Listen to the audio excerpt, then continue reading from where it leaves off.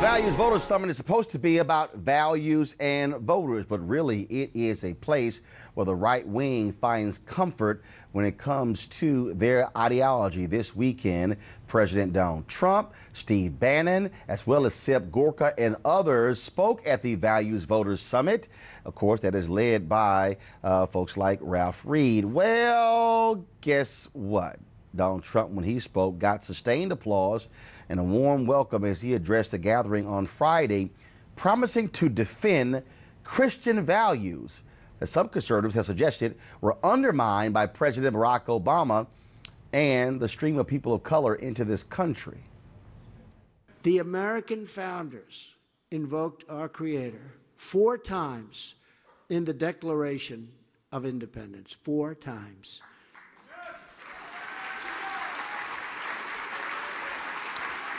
How times have changed, but you know what? Now they're changing back again. Just remember that. They are changing back again. That is no shock to black folks exactly what that means when you hear the phrase, "Make America Great Again." Yeah, we know what that's about.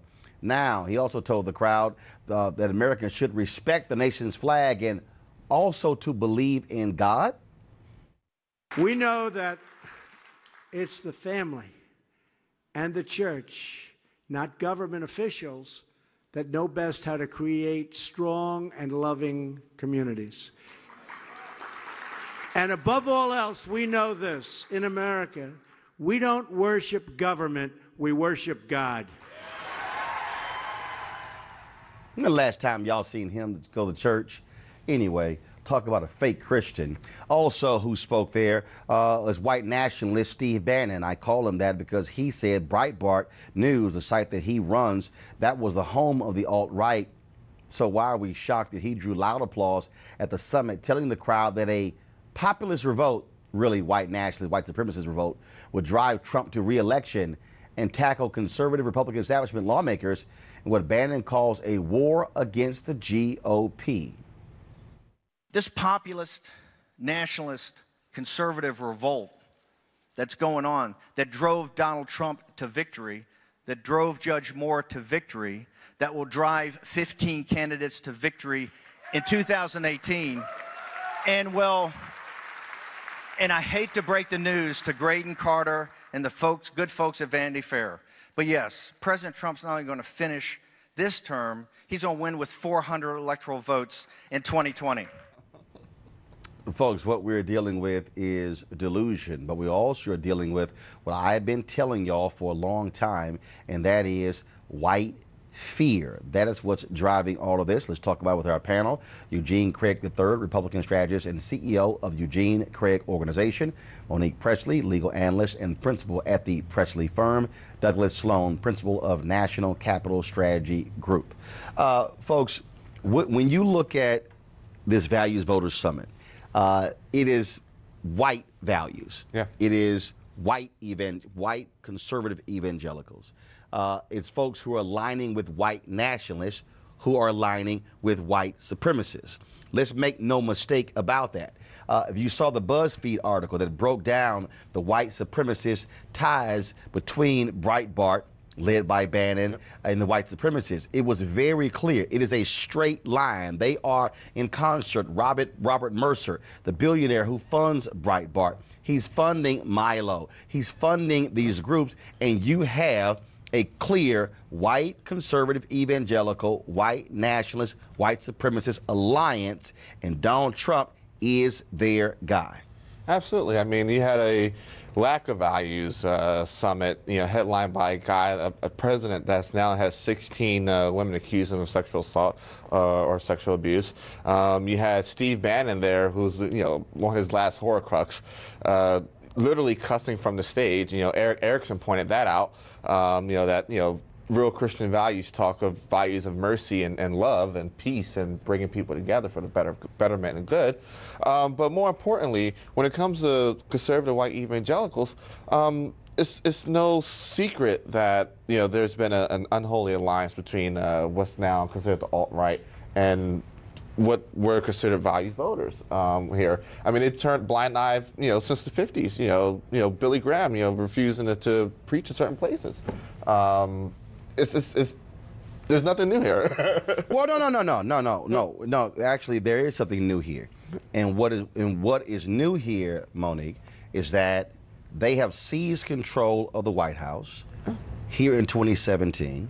They want to reinstate these values. In fact, Robert Mercer is being sued by a former employee who says Mercer will often talk about that the decline of America started with the civil rights movement. And this is the guy who's funding Breitbart. Now, he's given himself some black cover by funding Raynard Jackson's conservative political action committee, but he's giving him $400,000, but he's giving Breitbart millions. He's giving Milo millions. It is abundantly clear what's here. I need black folks to understand what is at play here when you look at the policies of Trump, the policies of Jeff Sessions, when you look at what they're doing when it comes to health care. There's a clear target here. They want a whitening of America and a white conservative ideology in America. Right, and not just whitening, because there are plenty of white people in this country who do not believe in the so-called values that were expressed at that conference this weekend and are expressed by Breitbart at large. I'm hoping this is a wake-up call for all the people who thought that if you got Bannon out of the White House, that would somehow make a difference or change the way that this president intends to govern. No, as long as Jeff Sessions is still running the Justice Department and as long as Trump is still in the White House, this is what we're going to see. And I mean, everybody knows that this isn't Christian, it's not biblical, it's not democratic. No. It's hateful, it's hate speech, it's hate politics. I mean, they are festering and growing on just the very worst of what this country is and has been since its inception. And the fact that Roy Moore was one of the keynote speakers at that values conference, and he's famous for holding the line regarding segregationist policies in education in the Alabama state constitution, just lends further credence to exactly what they're doing. I mean, we can see this. It's no longer a dog whistle. This is a bullhorn. Yeah. And we have to have a clear understanding of what's going on, and we have to be ready for it. We have to be ready for it. Well, and again, I mean, look, I'm sure there's somebody at home who is saying, okay, yeah, we know this. No. This is different. Yeah. This is different. When you go back to the campaign, when you heard Rudy Giuliani say, this is our last hope, what you have here is there is a clear attempt by putting Neil Gorsuch on the Supreme Court. When you look at affirmative action cases, when you look at other cases going on, when you look at voting rights and voter suppression, there is a clear attempt to want to take us back to a period when African Americans could not vote, did not have power, because they are deathly afraid of the Obama coalition. By the election of President Barack Obama woke them up and they said, oh no, we have got to hold on to this as long as we can. They know what's coming. Yeah. They know with the increasing turnout of Latinos in this country in terms of registering to vote. They know what's going on here. There's a clear attempt to suppress as long as they can to maintain. This is about power and money. Yeah. I mean, I call it one of the arcs of hypocrisy. If these values are supposed to transcend politics, values are supposed to transcend your typical political norms.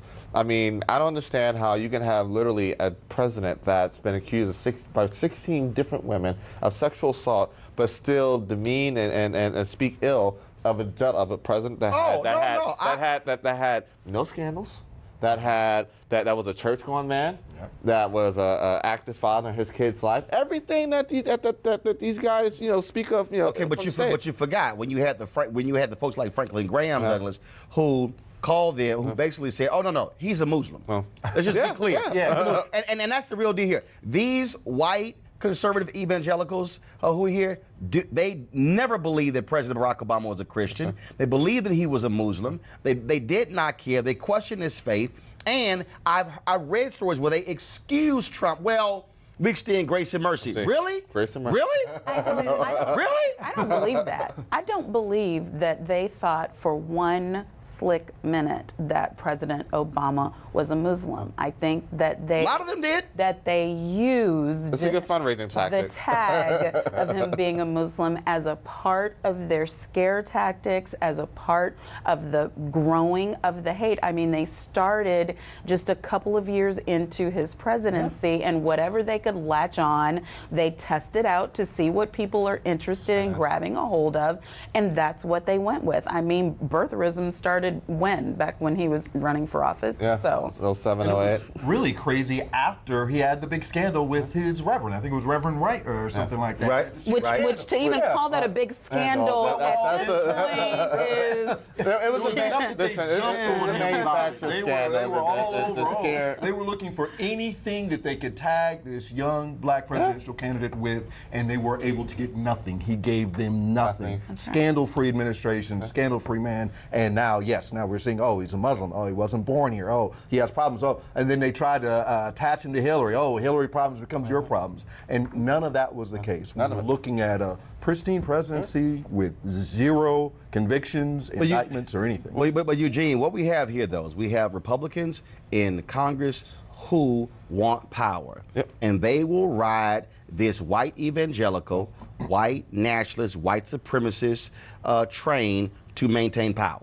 Yeah, they will. I'm not going to defend that. No, they will. It's something that's been happening for a while. The white evangelical base has been a significant part of the Republican base, especially in the South, for a very long time. That's not to condemn the entire evangelical movement, the entire evangelical ministry. There are some amazing folk that are elected, like evangelical base, like Senator Langford, who's done amazing work with Senator Scott, especially on the issue of criminal justice reform. But what's going on now, what happened at that conference and summit last week is absolutely deplorable. Yes, I use that term, and should be condemned. Right, but I guess to me, the point is we can't make the mistake that people made during the election, which is thinking that there's going to be so much of just an outrage behind these people's lack of values that people will get out to the polls. What we need to be talking to people about is the fact that the Republicans are power thirsty, but then they clearly don't know what to do with it, since we're what? Well, I would disagree with that. I think Mitch and Paul know what to do with it, but we got a president that... No. We're almost a year in, let me tell you something.